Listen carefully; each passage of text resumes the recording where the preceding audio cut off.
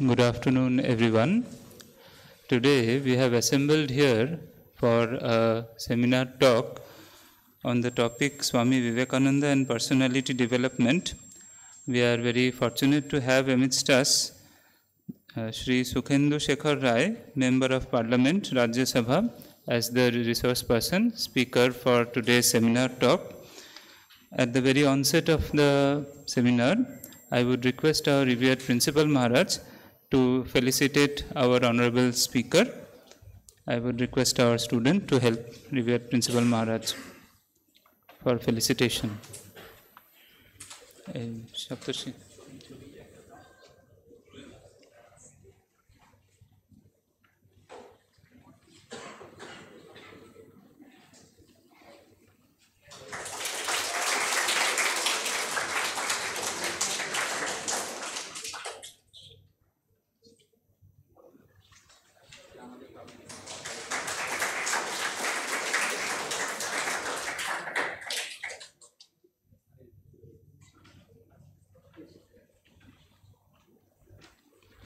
Now I would request revered Principal Maharaj to kindly deliver the welcome address.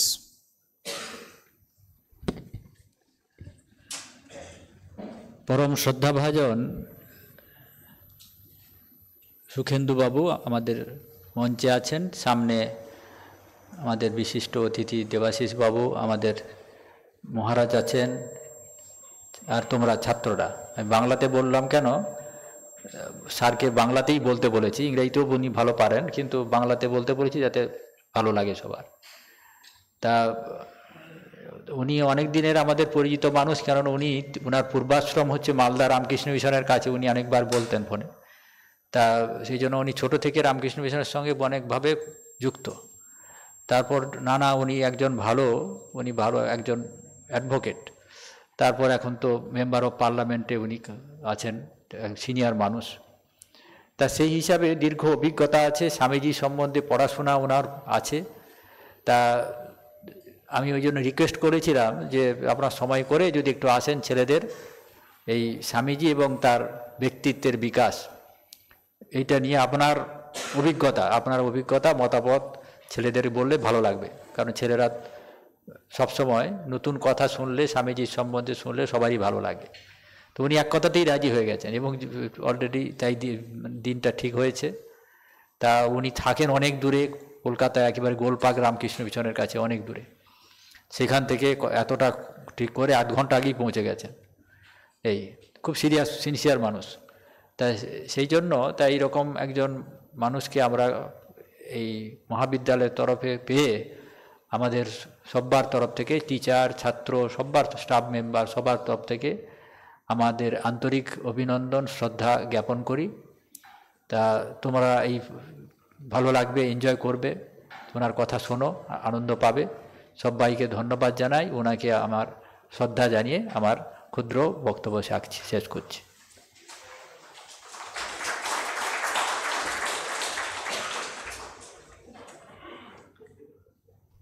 এরপরে আমরা আমাদের মাননীয় অতিথি শ্রী সুখেন্দু শেখর রায় মহাশয়কে অনুরোধ করব ওনার সেমিনার টক দেওয়ার জন্য উনি Swami Vivekananda and personality development Swami Vivekananda এবং ব্যক্তিত্বের বিকাশ এই প্রসঙ্গে বলবেন শ্রী সুখেন্দু শেখর রায় মেম্বার অফ পার্লামেন্ট রাজ্যসভা আমি স্যারকে রিকোয়েস্ট করছি আমাদের ছাত্রদের এবং আমাদেরকে ওনার বক্তব্য প্রদানের জন্য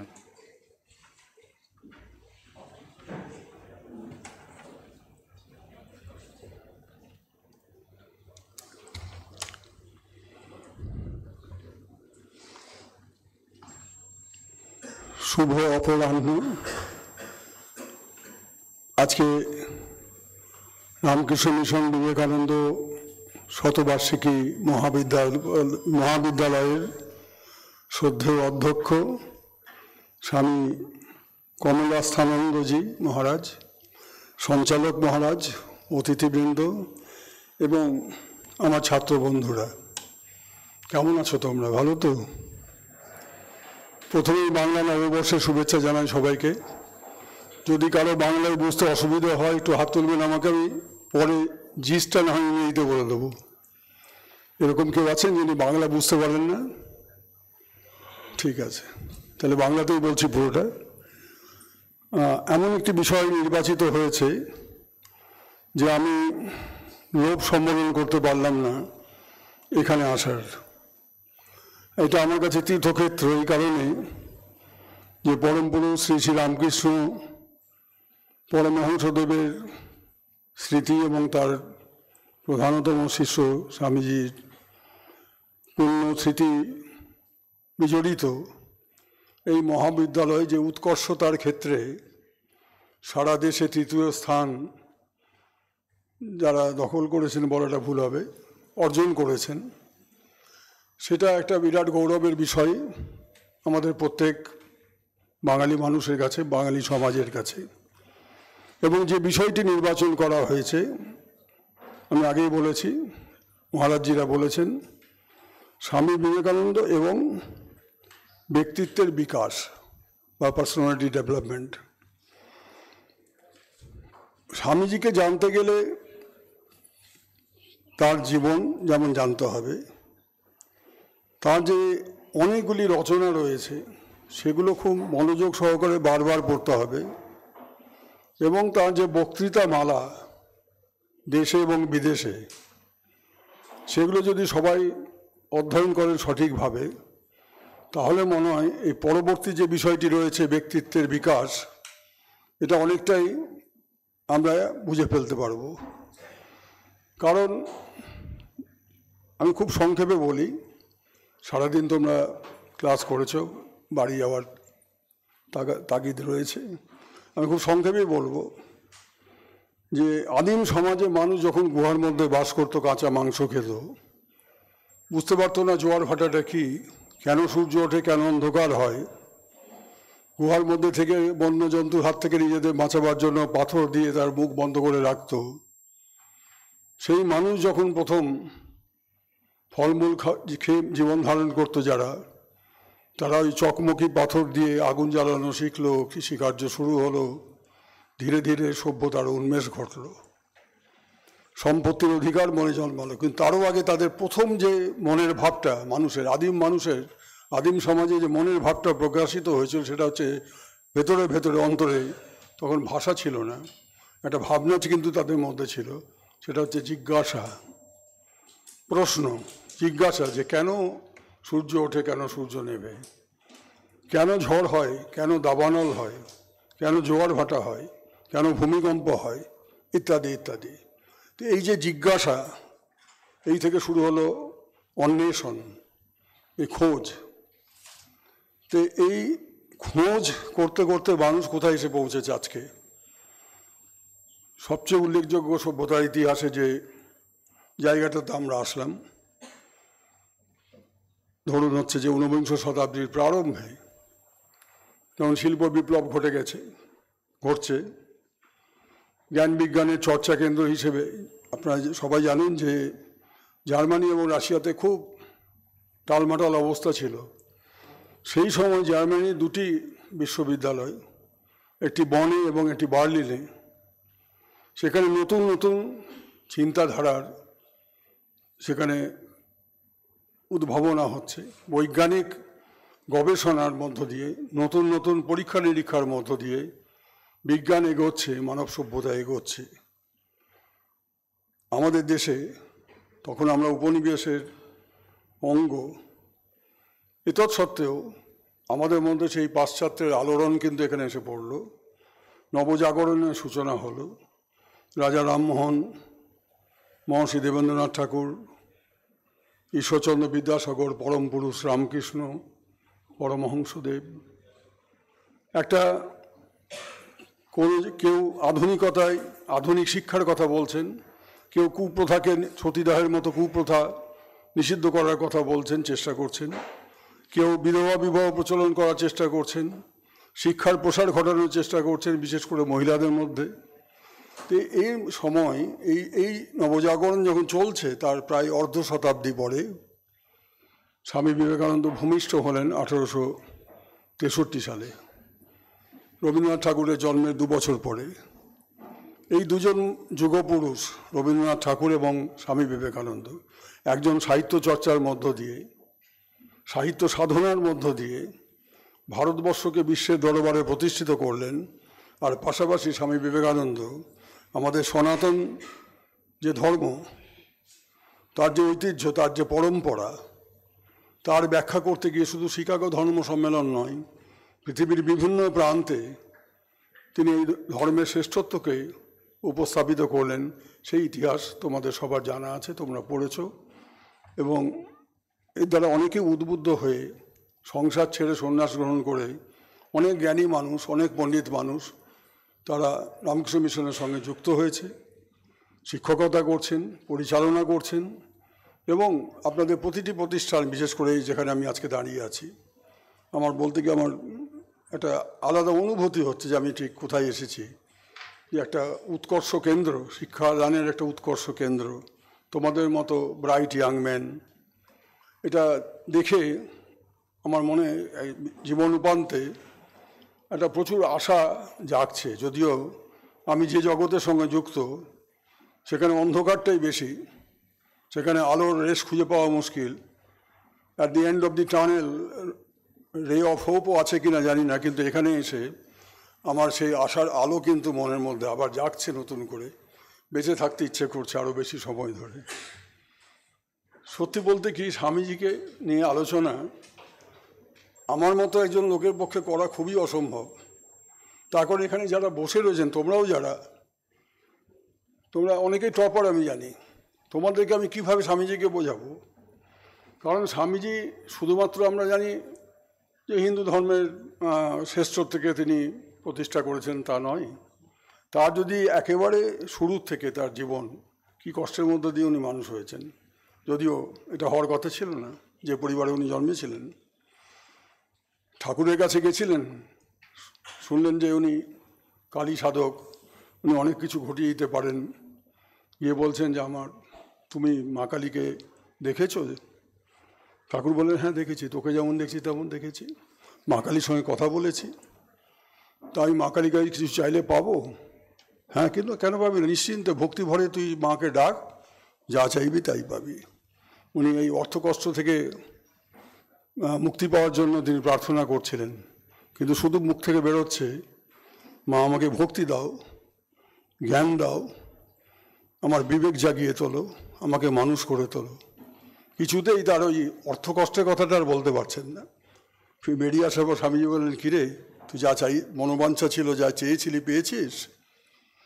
তো এই হলো সূত্রপাত। তারপরে তো ইতিহাস, কোথা থেকে কোথায় চলে গেলেন, কিভাবে বেলুড় মঠের প্রতিষ্ঠা করলেন, কিভাবে অদ্বৈত বেদান্তকে তিনি সমাজের বুকে নতুন করে তাকে রিডিসকভার যাকে বলে, মানুষের কাছে এমনভাবে নিয়ে আসলেন, আধুনিকীকরণ বা আধুনিক ব্যাখ্যার মধ্য দিয়ে রিডিসকভার করা যাকে বলে, রিডিফাইন করা যাকে বলে, উনি সেটা করলেন।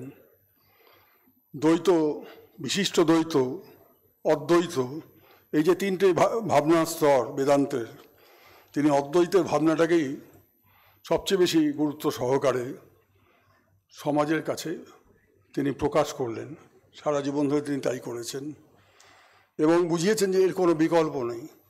তাহলে কি তিনি আধুনিক চিন্তাধারা থেকে দূরে ছিলেন? যখন ইউরোপে শিল্পায়ন ঘটে গেছে, বিজ্ঞান অনেক দূরে এগিয়ে গেছে, নতুন নতুন আবিষ্কার ঘটছে, সেই আধুনিক শিক্ষা ব্যবস্থা থেকে, আধুনিক সমাজ থেকে কি স্বামীজি বিচ্ছিন্ন ছিলেন না? তখন পৃথিবীর একটা বড় অংশে, তখন কার্ল মার্কস জন্মেছেন, ঊনবিংশ শতাব্দীর শুরুতে 1818 সালে কার্ল মার্কস জন্মেছেন। তিনি যখন যুবক, তার সঙ্গে এঞ্জেলস, এরা দুজনে মিলে যে দান্দিক বস্তুবাদের মত প্রচার করলেন, সেটাও কিন্তু সারা বিশ্বে আলোড়ন সৃষ্টি করলো এবং পৃথিবীর বিভিন্ন দেশের একটা সমাজবাদী রাষ্ট্র ব্যবস্থা শুরু হলো। স্বামীজি বললেন যে I am a socialist, not because that this is a perfect system, but because I believe that half a loaf is better than no bread. এই যে সমাজবাদের একটা নির্যাস, একটা দুটো লাইনের মধ্য দিয়ে কিভাবে তিনি ব্যাখ্যা করলেন, তার জন্য ওই দান্দিক বস্তুবাদ বা ডায়ালেক্টেরি মেটেরিয়ালিজম তাকে পড়তে হয়নি বা জানতে হয়নি। তিনি ব্যাখ্যা করেন এইভাবে যে আমি যেটুকু বুঝেছি সমাজবাদ সম্পর্কে, এখানে একটা পুরো রুটি যদি নাও পাওয়া যায় এই ব্যবস্থায়, একটা আধখানা রুটির ব্যবস্থা সবার জন্য থাকবে, তাই আমি সমাজবাদে বিশ্বাস করি। তার বর্তমান ভারত প্রবন্ধ যদি পড়েন, তিনিও অবহেলিত, শোষিত, নিপীড়িত মানুষের কথা বলছেন সেখানে। এটা কোনো বিচ্ছিন্ন ঘটনা, তার চিন্তার জগতে কিন্তু আধুনিকতার সমস্ত উপাদানগুলো রয়েছে। তিনি আধুনিক সমাজ থেকে বিচ্ছিন্ন ছিলেন না, একজন শুধুমাত্র গেরুয়াধারী সন্ন্যাসী ছিলেন না, একজন আত্মত্যাগী সন্ন্যাসী ছিলেন না, তিনি একজন দার্শনিক এবং আধুনিক ভারতের একজন মহান দার্শনিক। যিনি আমাদের প্রাচীন সভ্যতাকে শুধু বিশ্লেষণ করেছেন তা নয়, নতুন করে বিভিন্ন দর্শনকে, বিশেষ করে আমি যেটা আগেই বলেছি অদ্বৈত বেদান্তকে, এই দর্শনটাকে তিনি যেভাবে প্রচার করলেন, এর কোনো তুলনা খুঁজে পাওয়া যায় না। তার আগে চৈতন্য করেছেন, কবির করেছেন, রামানুজ করেছেন, কিন্তু তাদের জীবনাবসানের সাথে সাথে সেগুলো কিন্তু আর জীবিত থাকেনি। কিন্তু আজও স্বামীজির দেহ রাখার বহু বছর পরেও শুধু ভারতবর্ষের মানুষ নয়, পৃথিবীর সমস্ত কেন্দ্রে, সমস্ত রাষ্ট্রে রামকৃষ্ণ মিশনের সন্ন্যাসীরা তাঁর সেই অমোঘ দর্শনকে এখনও প্রচার করে চলেছেন। এবং বহু মানুষ, আপনারা নিজেরাই জানেন যে মাঝে মধ্যে কত বিদেশি বেলুড় মঠে আসেন, আপনাদের প্রতিষ্ঠানেও হয়তো আসেন। কিসের আহ্বানে? তিনি মানুষই তো আর নেই, তার গুরুদেবও নেই, কিন্তু একটা পথ দেখিয়ে দিয়ে গেছেন। এরা হচ্ছে বিশ্বপথিক। তো স্বামীজি তার নিজস্ব কনসেপ্ট অফ সোশ্যালিজম, আমি বললাম 2 লাইনে, তার কনসেপ্ট অফ লিবার্টি, তিনি স্বাধীনতায় বিশ্বাস করতেন, কিন্তু তার সঙ্গে সঙ্গে বলতেন যে শুধুমাত্র ব্যক্তি স্বাধীনতা নয়, ব্যক্তি তুচ্ছ, সমাজকে যদি তার সঙ্গে জড়িয়ে না ফেলতে পারি, আমার সামাজিক স্বাধীনতা যদি আমি প্রচার না করতে পারি, আমি তৈরি করতে পারি পরিবেশ, তাহলে শুধু লিবার্টি বলে স্বীকার করলে হবে না। এবং অধিকার যেমন থাকবে, তার সঙ্গে দায়িত্ববোধ থাকবে, কর্তব্যবোধ থাকবে। তিনি বলছেন নিষ্কাম কর্মযোগ। গীতাতে ভগবান শ্রীকৃষ্ণ বলছেন মা ফলেষু কদাচন। তো সেইটাকে তিনি নতুনভাবে ব্যাখ্যা করছেন, নিষ্কাম কর্মযোগ। বলছে রাজনীতি দিয়ে সমাজ ব্যবস্থা পাল্টানো যাবে না। দেখা যাচ্ছে ফরাসি বিপ্লব শুরু হয়েছিল ইকুয়ালিটি, ফ্রেটার্নিটি, এই সমস্ত কতকগুলো ধ্বনি তুলে, যেটা গোটা ইউরোপে তার প্রভাব পড়েছিল। ফরাসি বিপ্লবের প্রভাব সবচেয়ে বেশি পড়েছিল। ম্যাগনা কার্টা, আমেরিকান সিভিল ওয়ার, এগুলো সবই বংশানুক্রমী যে রাজতন্ত্র ছিল সেগুলোর অবসান ঘটালো।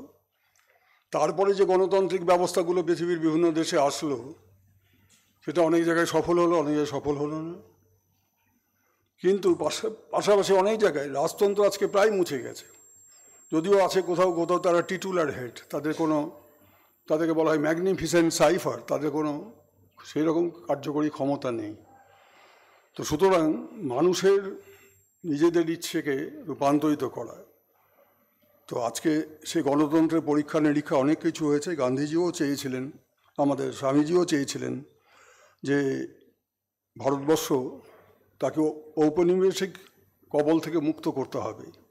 তিনি সরাসরি রাজনীতি করেননি, কিন্তু রাজনীতি নিয়ে অনেক মন্তব্য করেছেন এবং বলছেন রাজনীতির পথে সংস্কার হবে না, আমাদের সংস্কার করতে হবে। প্রথমে আত্মশুদ্ধি করতে হবে, চিত্তশুদ্ধি করতে হবে, এবং আত্মশুদ্ধি চিত্তশুদ্ধি না করে আমি শুধুমাত্র একটা বস্তুবাদের দিকে ঝুঁকে যাব, যেটা মার্কস বলেছেন। কারণ বস্তুবাদ ভোগবাদ নিয়ে আসবে, মানুষকে ভোগী করে তুলবে, যেটা আজকে হয়েছে। কনজিউমার ওয়ার্ল্ড, গ্লোবালাইজেশন এফেক্টটা কী হলো? আজকে আমেরিকা যা খুশি করছে, 250% ট্যারিফ বসিয়ে দিচ্ছে চায়নার ওপরে। এটা উন্মাদনা, কোনো মানে হয় না। আবার একটা সভ্যতা সংকট সৃষ্টি হচ্ছে। আমরা চারদিকে দেখতে পাচ্ছি যুদ্ধ, বিগ্রহ এবং আর্থিক এই বৈষম্য। আমাদের দেশেও আর্থিক বৈষম্য এইরকম, নিচুতলার মানুষের সঙ্গে রোজগারি। অথচ যে বর্তমান ভারত চেয়েছিলেন স্বামীজি, তিনি কি বলছেন? বর্তমান ভারত বেরুক চাষার লাঙ্গল থেকে, বর্তমান ভারত বেরুক কামারশালা থেকে। তিনি বলছেন যে বর্তমান ভারতকে করতে গেলে আগে দেশকে ভালোবাসতে হবে। দেশকে ভালোবাসতে তো বলছেন সদর্পে বলো, আমি ভারতবাসী, মূর্খ ভারতবাসী, দরিদ্র ভারতবাসী, চণ্ডাল ভারতবাসী, আমার ভাই, আমার রক্ত। ভারতের মৃত্তিকা আমার স্বর্গ, যৌবনের উপবন, বার্ধক্যের বারাণসী। এই যে ছোট ছোট কতকগুলো শব্দ, প্রবন্ধটা বড়। যদি আমি শুধু এই শব্দগুলো যদি চয়ন করি, তাহলে যে স্বামীজিকে চেনা যায় যে জীবনের কোনো ক্ষেত্র নেই যে ক্ষেত্র সম্পর্কে তার কোনো ধ্যান ধারণা ছিল না বা উপলব্ধি ছিল না। অগাধ জ্ঞান, অগাধ উপলব্ধি থাকলেই এই ধরনের একটা বাণী তার কণ্ঠ থেকে নিঃসৃত হয়। সেই জন্য স্বামীজি শ্রদ্ধেয়, সেই জন্য স্বামীজি স্মরণীয় আজও। তিনি বলছেন মাতৃজাতির মুক্তি, মাতৃজাতির কল্যাণ ঘটাতে হবে, নইলে দেশ এগোবে না। মাতৃজাতির কল্যাণ ঘটাতে গিয়ে তিনি আদর্শ নারী হিসেবে কাদের কথা বলছেন? সতী, সাবিত্রী, অরুন্ধতী, এদের কথা বলছেন। এরা হচ্ছে মাতৃজাতির আদর্শ। এই আদর্শ অনুসারে আমাদের মাতৃজাতির উন্নতি ঘটাতে হবে, শিক্ষার প্রসার ঘটাতে হবে। আমাকে আপনাদের অধ্যক্ষ, আমাদের শ্রদ্ধেয় স্বামী কমলাস্থানন্দজি একটু আগে বলছিলেন, যখন আমি ঘুরে ঘুরে দেখছিলাম, স্বামীজি মূর্তিতে প্রণাম করতে গেছিলাম, তখন বললেন যে এই রহরা এখানে যখন 1863 সালে স্বামীজি শতবর্ষে জন্ম শতবর্ষে এই শিক্ষায়তন তৈরি হলো, বিদ্যা মন্দির তৈরি হলো, তখন রহরা একটা গ্রাম। ধীরে ধীরে সেই রহরাতে লিটারেসি রেট পুরুষদের মধ্যে ও মহিলাদের মধ্যে যা উনি সংখ্যা দিলেন আমাকে, এবং তিনি বললেন যেটা আমাদের সংখ্যা না, ইন্ডিয়ান স্ট্যাটিস্টিক্যাল ইনস্টিটিউটের যারা অধ্যাপক তাদের কেউ কেউ ওনাকে বলেছেন যে সবচেয়ে বেশি, পশ্চিমবঙ্গের মধ্যে সবচেয়ে বেশি। ভারতবর্ষের অন্য প্রান্তে কী অবস্থা আমরা জানি না, কিন্তু পশ্চিমবঙ্গে সবচেয়ে বেশি। তো এর পেছনেও কিন্তু এই বিদ্যানিকেতনের একটা প্রভাব আছে, অবদান আছে। তো সুতরাং তোমরা সবসময় নিজেকে গৌরবান্বিত মনে করবে যে এরকম একটা শিক্ষা নিকেতনের সঙ্গে তোমরা যুক্ত। পণ্ডিত মানুষদের কাছ থেকে, আদর্শ শিক্ষকদের কাছ থেকে তোমরা জ্ঞান আহরণ করছো প্রতিদিন, প্রতি মুহূর্তে। সেটাকে জীবনের প্রতিটি ক্ষেত্রে তোমাদের আগামী দিনে লাগাতে হবে। এইটুকু বলবো। এই জন্য আমি আর একটা যে টপিক আছে, কারণ আমি বেশি সময় কোথাও বলাটা ঠিক হবে না, ওরা ক্লান্ত সারাদিন ক্লাস করে। তো স্বামীজিকে নিয়ে পড়ে যাও, শুধু পড়ো, দেখবে যে নতুন নতুন দিক খুঁজে পাবে, আলোর পথ খুঁজে পাবে। আর তোমরা সবাই আলোর পথে যাত্রী, তোমরা কেউ পিছিয়ে পড়বে না, তোমাদের সবাইকে এগিয়ে যেতে হবে। কারণ তোমরা এমন একটা পরিবেশে, পরিমণ্ডলে তোমরা তৈরি হচ্ছ, যেটা আমাদের বলা যেতে হবে ন্যাশনাল অ্যাসেট। তোমরাই ভবিষ্যৎ এই দেশের। আমাদের মতো বৃদ্ধরা সরে যাব, তোমরা এগিয়ে আসবে। দেশের হাল তোমাদেরকে ধরতে হবে। অনেকে বিদেশে চলে যাচ্ছেন নানা কারণে, কিন্তু চেষ্টা করতে হবে যে বিদেশে আমি যদি আরও একটু ভালো গবেষণা করতে পারি, ভালো জ্ঞান অর্জন করতে পারি, ঠিক আছে, চেষ্টা করবো একটা সময় দেশে ফিরে আসা। ভারতের মৃত্তিকা আমার স্বর্গ, স্বামীজি বলেছেন, সেই স্বর্গে ফিরে আসতে হবে। এটা ভেবে যে এই স্বর্গটাকে সত্যিকারের স্বর্গ বানাতে হবে।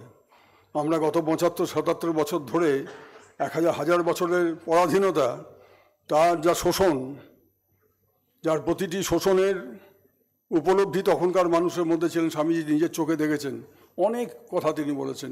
কলম্বো থেকে আলমোড়া, এই যে বক্তৃতা মালা, এটা অবশ্যই পড়বে, বারবার পড়বে। ওই বক্তৃতাগুলোতে স্বামীজির সমস্ত দিক বলা আছে, ওনার সমস্ত অনুভূতিকে তিনি প্রকাশ করেছেন সেখানে। এই রচনাবলীটা অবশ্যই পড়বে। কলম্বো থেকে আলমোড়া, বিবেকানন্দ রচনাবলী তো পড়তেই হবে সামগ্রিক জ্ঞান অর্জনের জন্য, কিন্তু যদি বাছাই করা কিছু জায়গা পড়তে, এগুলো পড়তে হবে। তো সেই স্বর্গে তিনি বলছেন যে যখন এই কথাটা বলে আমি স্বামীজি সম্পর্কে বলবো, শেষ করব। কারণ আমার চিন্তার দৈন্য, আমার জ্ঞানের দৈন্য, আমার যে প্রতিবন্ধকতা, সেটা মাথায় রেখে আমি স্বামীজিকে বলতে এসেছি খুব দূর বুকে। এই কারণে যে স্বামীজিকে নিয়ে তো ছেলে খেলা করা যায় না। ওদের বেশি জ্ঞান আছে আমার স্বামীজি সম্পর্কে, এই জ্ঞান প্রদর্শনটাও ঠিক নয়, সঠিক নয়। আমি যেটুকু জানি তার সামান্য একটু অংশ আপনাদের সামনে বলবো, এই কথাটি বলে শেষ করব। তিনি যখন বলছেন শিকাগোতে, ইউরোপে, যে ধারণাটা বলছেন যে I represent an ancient land where many caravans came from different parts of the globe. তিনি দেখিয়েছেন যে এটা India is not only a nation, India is assimilation of Nations. এই কথাটা তো আজও কারো অস্বীকার করার কথা না, কিন্তু চারদিকে যা ঘটছে আমরা কিছু স্বামীজির সেই বাণীকে উপলব্ধি করতে পেরেছি মনে হয় না। বিশেষ করে আমি সবার কথা বলছি না, যারা পরিচালক, রাষ্ট্র পরিচালনার বিভিন্ন ক্ষেত্রে আছে, আমিও একজন, যদি আমি একটা অন্য অবস্থান আমার, তাহলে আমি তো এই সামগ্রিক শাসন ব্যবস্থার মধ্যে একটা জায়গায় আছি।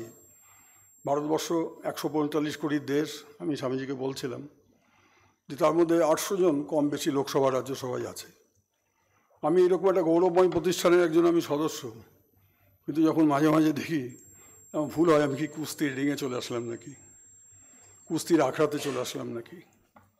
তো এটা তো কোনো মতে কাঙ্ক্ষিত নয়।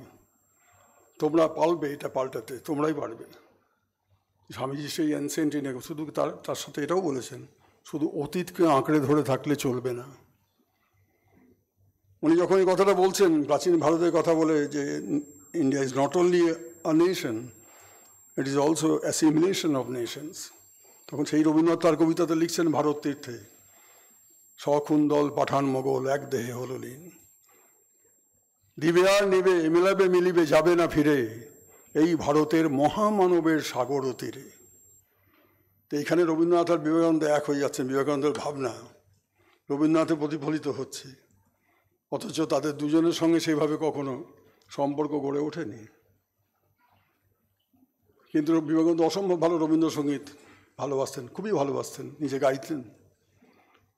আমি অনেক ছোটোবেলায় একটা বই পড়েছিলাম, নামটা ভুলে গেছি, তিনি গানের ওপর একটা বই আছে স্বামী বিবেকানন্দের, সঙ্গীতের ওপর।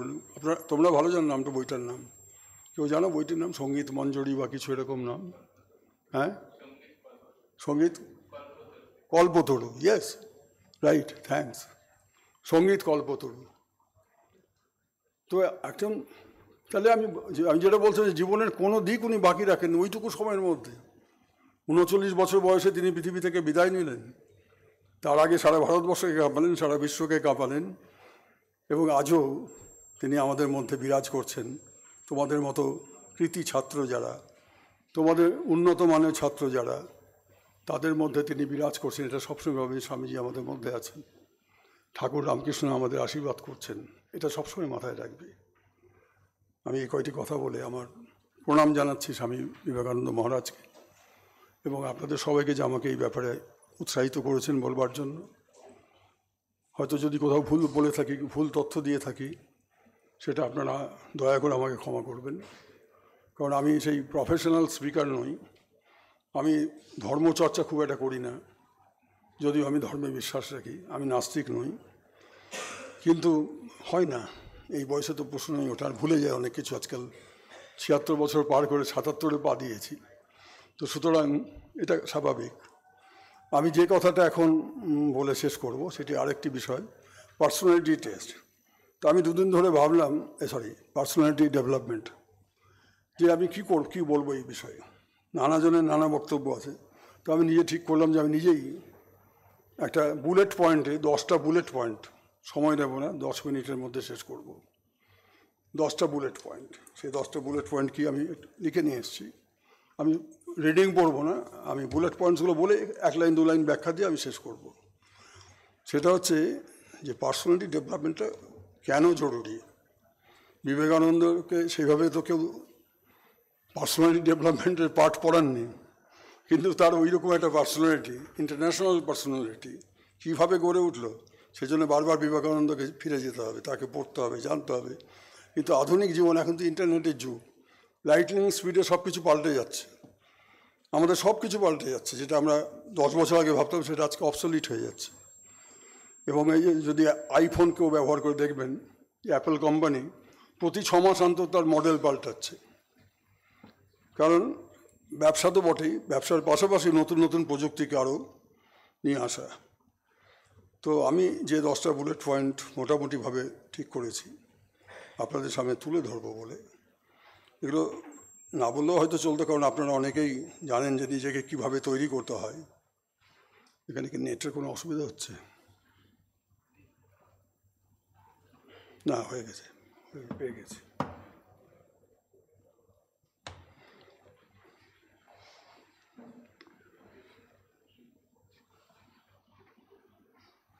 একটু সময় নিচ্ছে নেটের জন্য, হয়ে যাবে।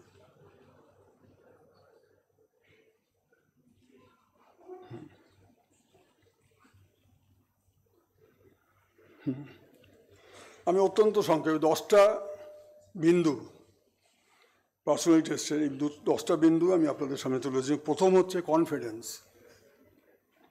কনফিডেন্স যদি না থাকে আমি কোনো কাজ করতে পারবো না।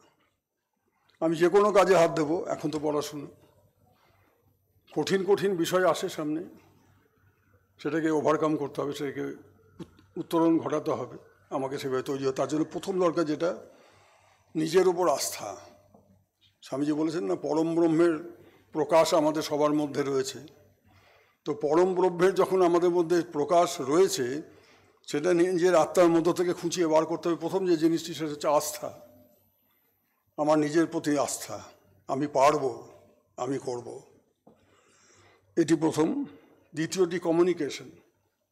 এই যে আমি আপনাদের সঙ্গে কথা বলছি, ঠিক আলাপচারিতা হচ্ছে না, কথোপকথন হচ্ছে না, আমি বলছি আপনারা শুনছেন। কিন্তু যদি আপনাদের সঙ্গে আমার কথোপকথন হতো, আমি বলছি আপনারাও বলছেন, তাহলে ব্যাপারটা বোঝা যেত যে আমার কথার মধ্যে, বলার ভঙ্গিমার মধ্যে বা বলার মধ্যে কি কি অসঙ্গতি বা প্রতিবন্ধকতা রয়েছে, বা আপনাদের মধ্যে কী প্রতিবন্ধকতা রয়েছে। এই কমিউনিকেটিভ হতে হবে, একেবারে কমিউনিকেটিভ হতে হবে, যেন মানুষ আপনার দিকে আকৃষ্ট হয়। আপনি কর্মক্ষেত্রে যাবেন আগামী জীবনে, কর্মক্ষেত্রে যাতে আপনার প্রতি একটা ফোকাস থাকে। নিজেকে ফোকাস করার জন্য আমি বলছি, বাড়তি প্রচার সর্বস্ব হওয়ার জন্য বলছি না, প্রচার বিমুখ হওয়ার জন্যও বলছি না। আপনি এমনভাবে আপনার ব্যক্তিত্বকে গড়ে তুলবেন যাতে আপনার ফোকাসড হন। আপনি আপনাকে দেখে বুঝতে পারেন, আচ্ছা উনি যাচ্ছেন, আচ্ছা উনি, ব্যাপারটা এরকম। দ্বিতীয়ত হচ্ছে পোশাক, 3 নম্বর। স্কুলে তো স্কুলের পোশাক পরতেই হবে, কিন্তু যখন কর্মজীবনে যাবেন তখন কিন্তু পোশাকটাও একটা বিষয়। আধুনিক সময়ে অফিসে গেলে কোন ধরনের পোশাক পরা উচিত, সামাজিক অনুষ্ঠানে গেলে কোন ধরনের পোশাক পরা উচিত, এটা আপনাকেই ঠিক করতে হবে। এখন তো আপনারা কেউ সেই অর্থে ছোট নন, আমার চেয়ে অনেক ছোট, কিন্তু সেই অর্থে ছোট নন যে মা বা দিদি পোশাক নির্বাচন করে দেবে। পোশাক নির্বাচন আপনাকে করতে হবে, এবং সেটা না, দুটো দিক থাকে পোশাকের। একটা হচ্ছে আমাকে এটা মানাচ্ছে তো, আয়নার সামনে দাঁড়িয়ে দেখুন আমাকে ঠিক মানাচ্ছে তো, আর আপনি কমফোর্টেবল ফিল করছেন কিনা, পোশাকটা পরে আপনি মানে আনন্দ অনুভব করছেন কিনা। আনন্দময় ভব, এটা হতেই হবে, যে কোনো বিষয় আনন্দময় ভব। 4 নম্বর হচ্ছে আপনার প্যাশন। আপনার যে বিষয়ে আপনার প্যাশন রয়েছে, যে বিষয়ে আপনার ইন্টারেস্ট রয়েছে, সেটাকে আপনাকে আঁকড়ে ধরে থাকতে হবে। প্যাশনকে ছাড়া যাবে না। যদি কখনো কখনো কোনো ক্ষেত্রে কম্প্রোমাইজ করতে হয়, ঠিক আছে, কিন্তু আলটিমেটলি আপনার যে প্যাশন আপনাকে ঠিক সেই জায়গায় যাতে নিয়ে যায়, সেই চেষ্টাটা রাখতে হবে। 5 নম্বর হচ্ছে বডি ল্যাঙ্গুয়েজ। আমি দেখছি 10টি লোকের মধ্যে একটি লোক জানলার দিকে তাকাচ্ছে, ঝিমিয়ে পড়ছে, ঠিক অমনোযোগী, এরকম বডি ল্যাঙ্গুয়েজের লোক যাদের, তাদের সঙ্গে বিশেষ কেউ দেখবেন যোগাযোগ রাখে না, কথোপকথন করে না, কারণ বুঝতে পারছে অমনোযোগী মানুষ বা লেস ইন্টারেস্টেড। এই লেস ইন্টারেস্টেড হলে চলবে না। আপনাকে আপনার বডি ল্যাঙ্গুয়েজের মধ্যে বুঝিয়ে দিতে হবে যে মাধ্যমে অন্য লোক আপনার দ্বারা উৎসাহিত হবে। আপনি যে বডি ল্যাঙ্গুয়েজ আপনার দেখবে, যাকে বলা হয় বাচনভঙ্গি থেকে শুরু করে আপনার শারীরিক অঙ্গভঙ্গি, আপনার শৈলী, এইগুলো যদি মানুষ দেখবেন যে তার মধ্যে থেকে একটা ব্যক্তিত্ব ফুটে ওঠে যে কোনো মানুষের। এই যে আমরা কথায় কথায় এইভাবে কথা বলি, এটা ঠিক নয়। আমি একটা ছোট্ট উদাহরণ দিচ্ছি। আমাদের বলতে গেলে এইভাবে বলা উচিত। এই অভয় মুদ্রা, এই অভয় মুদ্রা হাতে দিলে কেউ মনে করবে না যে আমাকে কেউ আঙুল তুলে দেখাচ্ছে, বলছে না, এ লোকটি আমার কাছে নিবেদন করছে, আমার কাছে উপস্থাপনা করছে এরকম ছোট ছোট বিষয়, কিন্তু এই ব্যাপারগুলোতে খুব সতর্ক থাকতে হয়। একটা ভুল করলাম কিন্তু সেটা ইরেপারেবল লস হয়ে গেল, আমার সম্পর্কে একটা ভ্রান্ত ধারণা কারোর মধ্যে তৈরি হয়ে গেল, এটা করা যাবে না। সোশ্যাল স্কিলস, সামাজিক ক্ষেত্রে আমি কি করছি। কেউ খেলতে ভালোবাসেন, স্বামীজি বলছেন ফুটবল খেলো, ক্রিকেট খেলো, কোনো অসুবিধা নেই, শরীরচর্চা করো, সামাজিক কাজে যোগ দাও। এই যে স্বামীজি নিয়ে আসছেন আমাকে দেখাতে দেখাতে যে কৃষি গবেষণাগার যেটা আপনাদের এখানে, কত ধরনের প্ল্যান্টস, তাদেরকে নিয়ে কত ধরনের গবেষণা হচ্ছে ল্যাবে, তো আমি দেখে মুগ্ধ হয়ে গেলাম যে আমরা জানি না, খবরও রাখি না, অথচ আমরা এক একজন সমাজপতি হয়ে বসে আছি। যাই হোক, তো আপনার মধ্যে সেই সোশ্যাল স্কিলসটাকে নিয়ে আসতে হবে এবং সেটা আপনার যে স্ট্রং পার্সোনালিটি সেটাকে ফুটিয়ে তুলবে। 7 নম্বর, লিডারশিপ স্কিল, একটা নেতৃত্ব দেওয়ার মতো আপনার একটা শৈলী থাকা দরকার, এবং সেটা জোর করে আয়ত্ত করার ব্যাপার নয়, স্বাভাবিকভাবে আপনার কর্মকাণ্ডের মধ্য দিয়ে, আমি আগে যে পয়েন্টসগুলো বললাম সেই পয়েন্টসগুলোর মধ্য দিয়ে আপনার ব্যক্তিত্ব ফুটে উঠছে, সেই ব্যক্তিত্বটাকে আপনি একটা অন্যদেরকে প্রভাবিত করতে পারেন, অন্যদেরকে আপনার প্রতি আকৃষ্ট করতে পারেন, সেই রকম একটা নেতৃত্ব দানের উপযোগী করে তুলতে হবে নিজেকে। এটা আপনাকেই করতে হবে। আর আপনাদের শিক্ষক যারা আছেন তারা তো আপনাদের সবসময় জ্ঞান দিচ্ছেন, শিক্ষা দিচ্ছেন, তাদের কাছ থেকে শিখতে হবে। 8 নম্বর হচ্ছে অপটিমিজম। নেগেটিভিজমের কোনো স্থান নেই জীবনে। নীতির মনোভাবটাকে দূর রাখতে হবে যে কোনো বিষয়। হবে না, পারবো না, হচ্ছে না, এই না না না, এই চলবে না চলবে না, ভেঙে দাও, গুঁড়িয়ে দাও, জ্বালিয়ে দাও, পুড়িয়ে দাও করতে করতে আমাদের রাজ্যটা 1 নম্বর ছিল ভারতবর্ষে, এই জায়গায় এসে পৌঁছেছি আমরা। শুধু এই নীতির রাজনীতি, সবই খারাপ, সব জ্বালিয়ে দাও, পুড়িয়ে দাও, ভেঙে দাও, গুঁড়িয়ে দাও, চলবে না চলবে না, সব বন্ধ করে দাও, এই নীতির মনোভাব আমাদেরকে এখানে নিয়ে চলেছে। সমাজে তার একটা ব্যাপক বিরূপ প্রতিক্রিয়া পড়েছে। আজকে লজ্জা লাগে ভারতবর্ষের বাইরে যখন যায়, যাদেরকে আমরা চিনতাম না যে এরা এইসব রাজ্য কোনো কিছু করতে পারে বলে। আমাদের এতগুলো নোবেল লরেট আসছে আমাদের শহর থেকে, অন্য শহর থেকে, অন্য দেশ থেকে আমাদের এখানে পড়তে আসতে মেডিকেল কলেজে, এই ক্যালকাটা ইউনিভার্সিটিতে। আর সেই রাজ্যটা আমরা কোথায় চলে গেলাম গত 75 বছরে, শুধু নীতির রাজনীতি। সুতরাং আশাবাদ, আশা রাখতে হবে, নিজেকে আশাবাদী করে তুলতে হবে, দুরাশা নয়, আশাবাদী। যেটা উপলব্ধ করা যাবে, পৃথিবীর বেশিরভাগ জিনিসই অসম্ভব নয়, আয়ত্ত করা যায়, হয়তো খুব কম সংখ্যক লোক পারেন।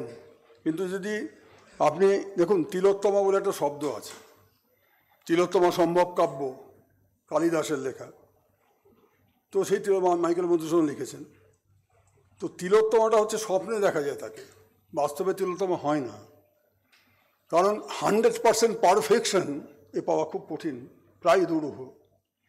কিন্তু যদি আমি 100% চেষ্টা করি, তাহলে হয়তো আমি 98% আমি অর্জন করতে পারবো, সেটাই বিরাট, এইটা বিরাট প্রাপ্তি জীবনে। সুতরাং আমার টার্গেট হবে আমি তিলোত্তমা হব, আমার টার্গেট হবে আমি 100 মিটারে প্রথমে গিয়ে পৌঁছবো, তাহলে আমি 98% অন্তত 99% আমি করতে পারবো। এবং এই এতগুলো কথা বললাম, তা করতে গেলে সেটার জন্য কি দরকার? ধৈর্য ধরা, ধৈর্যশীল হওয়া। ইমপেশেন্ট হলে চলবে না, তাড়াহুড়ো করলে চলবে না, তাড়াহুড়ো করলে আমরা অ্যাক্সিডেন্টের সম্মুখীন হই। তো সুতরাং অসীম ধৈর্যের সাথে স্বামীজি কীভাবে আমেরিকা পৌঁছেছিলেন, শিকাগো পৌঁছেছিলেন, সে কাহিনী তো আপনারা জানেন। তাও পৌঁছলেন, এবং পৌঁছে তিনি যে বক্তৃতা দিলেন, পরের দিন আমেরিকার শিকাগোর বিভিন্ন রাস্তার মোড়ে বড় বড় পোস্টার লাগানো, নিচে লেখা revolutionary Monk of India, revolutionary Monk of India. আমরা ভারতবর্ষ ভাবিনি তাকে এই নিয়ে, এইভাবে কেউ চিনতেন না তাকে ভারতবর্ষের বিভিন্ন প্রান্তে, ক্ষেত্রী মহারাজা এরকম 2-4 জন ছাড়া। তো সেখানে এই যে অসীম ধৈর্য, কষ্ট সহিষ্ণুতা, লার্নিং, শেষ পয়েন্ট আমি এখানে শেষ করব। লার্নিং, পড়াশোনাটা, জ্ঞান অর্জন করাটা, এটা নেভার এন্ডিং ফেনোমেনা, এটাকে চালিয়ে যেতে হবে। জীবনে যতদিন বাঁচবেন জ্ঞান আহরণটা কিন্তু চালিয়ে যেতে হবে। আমি যেমন ওকালতি করতাম, কিছুদিন হলো ছেড়ে দিয়েছি, আর পারি না। আমাকে আজকে সুপ্রিম কোর্টে কোন বিষয়ে কী রায় দিল সেই জাজমেন্টটা পড়তে হবে। আমি একটা মিস করব, আমি এক পা পিছিয়ে গেলাম। একজন চিকিৎসক, পৃথিবীর বুকে কোন মেডিসিন নতুন আবিষ্কার হলো, আমার দেশেই বা কোন মেডিসিন এখন বেশি চলছে এই রোগের জন্য, তাদের যে মেডিকেল জার্নাল আছে, দেশে অনেক আছে, বিদেশ আছে। ল্যান্ডসেট যেমন একটা মেডিকেল জার্নাল, ল্যান্ডসেট পড়েন অনেকে, অনেক এখনও যে বৃদ্ধ ডাক্তার তারা ল্যান্ডসেট পড়েন, আমিও পড়ি। আমি যদিও মেডিকেল সায়েন্সের লোক নই, কিন্তু কিছু কিছু জিনিস তো মেডিকেল টার্মগুলো বুঝি না, কিন্তু পুরোটা প্রবন্ধটা অ্যানালিসিসটা করতে গেলে বুঝতে পারি যে এটা এই ব্যাপার। এখনও পর্যন্ত ক্যান্সার নিয়ে গবেষণা সারা পৃথিবী জুড়ে চলছে, কিন্তু আবিষ্কার হয়নি। হয়ে যাবে, আমি আশাবাদী হয়ে যাবে, কারণ মানুষের যে প্রচেষ্টা চলছে। সুতরাং জ্ঞানার্জন যেভাবে, যদি কোনো বিশেষ কোনো গুরুগম্ভীর গ্রন্থ পড়তে এখন ভালো লাগছে না, তাহলে একটা উপন্যাস পড়ুন, একটা কবিতার বই পড়ুন, অথবা একটা ভালো ছায়াছবি দেখুন, সিনেমা দেখুন। এটা মানুষের মনের মধ্যে একটা স্বস্তি দেয়। এই স্বস্তি থেকেই আপনার ওখানেও দেখবেন অনেক কিছু শিক্ষণীয় আছে, যে কোনো জিনিসেই, যে কোনোটাই খারাপ বলে কিছু নেই। খারাপ সেটা আপনি বুঝতে পারেন, সেগুলো নিজেই আপনি বর্জন করবেন। তো সবসময় আপনাকে ওই মানে পড়ার বই পড়তে হবে, শিক্ষা দীক্ষার জ্ঞান বই পড়তে হবে, তার কারণে বিভিন্ন ধরনের বই আছে। তো এই জ্ঞানার্জন আমি এখনও একটু বলার হয়তো বাতুলতা হচ্ছে, আত্মপ্রচার হয়ে যাচ্ছে, কিন্তু আমি এই কারণে বলছি যে এটা একটা বৃদ্ধ মানুষের অনুভূতি আপনাদের কাছে তুলে ধরছি। আমার ঘুমের ওষুধ খেতে লাগে না রাত্রে, আমার শারীরিক অসুবিধা আছে, নানা রকম আছে, কিন্তু আমার ঘুমে কোনো অসুবিধা হয় না। তার কারণ আমি ঘুমোতে যাওয়ার আগে ডাক্তার বলছেন রাত্রিবেলা খাওয়া দাওয়ার পরে আপনি 1 ঘন্টা অন্তর জেগে থাকবেন। তা আমি 1 ঘন্টা জেগে থেকে কী করবো? ট্র্যাশ কতগুলো টিভির সিরিয়াল দেখবো? তো আমি কী করি, বই টই পড়ি, নানা ধরনের বই পড়ি, যেটাই পারি। ভালো আজকে বেরিয়েছে শুনলাম, কারো কাছে শুনলাম আমি বইটা পড় ভালো। আমি এখনও ঘণ্টাখানিক বই না পড়লে আমার ঘুম আসবে না। আমার ঘুমের ওষুধ হচ্ছে বই। কখনো কখনো লাইট ইনস্ট্রুমেন্টাল শুনি, ক্লাসিক্যাল শুনি, এগুলো করে নিজেকে ঘুম পাড়ানোর যে ব্যবস্থাটা করি, তাতে সকালবেলা শরীরটা সতেজ থাকে, কাজে কোনো রকম হয় না। এই কথাগুলি বলে আমি ভাই তোমাদের কাছে বিদায় নিচ্ছি আজকের মতো। যদি সুযোগ পাই কখনো ভবিষ্যতে কোনো একটা অনুষ্ঠানে, জ্ঞান দেওয়ার জন্য নয়, কোনো অনুষ্ঠানে শরিক হওয়ার জন্য আমি আসবো। এই কটি কথা বলে সবাই ভালো থেকো, সপরিবার ভালো থেকো।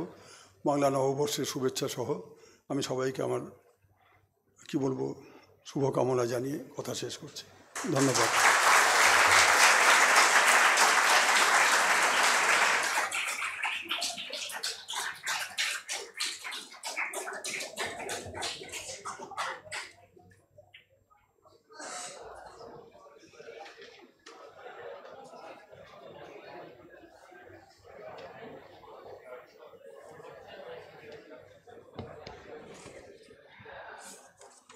শ্রদ্ধেয় শ্রী সুখেন্দু শেখর রায় মহাশয়ের এতক্ষণ এত সুন্দর পরিবেশনার জন্য আমরা তার কাছে কৃতজ্ঞ।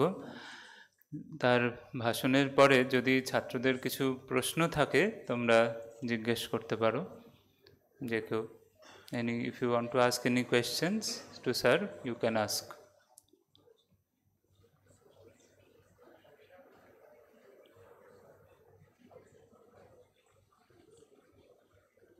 যে কোনো বিষয়ে জিজ্ঞেস কিছু আছে প্রশ্ন?